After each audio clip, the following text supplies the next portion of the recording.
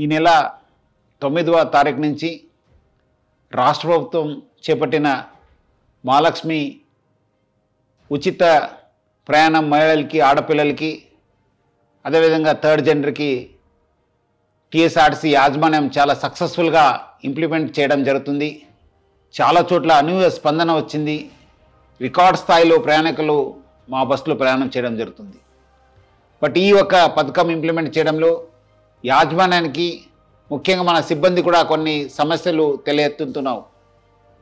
ముఖ్యంగా చాలామంది మహిళలు తక్కువ దూరంకి వెళ్ళే వాళ్ళు కూడా మన ఎక్స్ప్రెస్ బస్సులో ఎక్కి దూర ప్రాంతం వెళ్ళే ప్రయాణికులకి ఇబ్బంది కలిగించే విధంగా ప్రయాణం చేస్తున్నారు.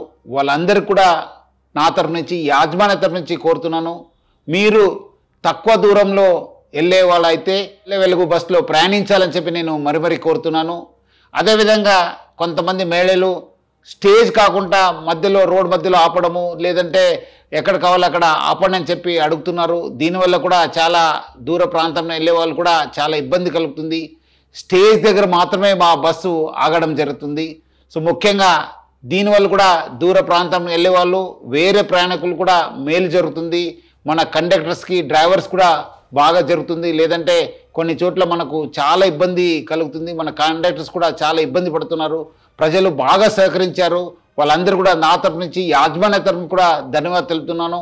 వచ్చే రోజు కూడా ఈ ఒక స్కీమ్ని ఇంప్లిమెంట్ చేయడానికి మహిళలు, ఆడపిల్లలు, థర్డ్ జెండర్ వాళ్ళందరూ కూడా సహకరించాలని చెప్పి నేను మరి యాజమాన్య తరపు నుంచి అందరు కోరుతూ, మహిళా లోకానికి, ఆడపిల్లలకి, థర్డ్ జెండర్ అందరూ కూడా నేను యాజమాన్య తరపు నుంచి కూడా సహకరించేందుకు పేరుగా ధన్యవాదాలు తెలుపుతున్నాను.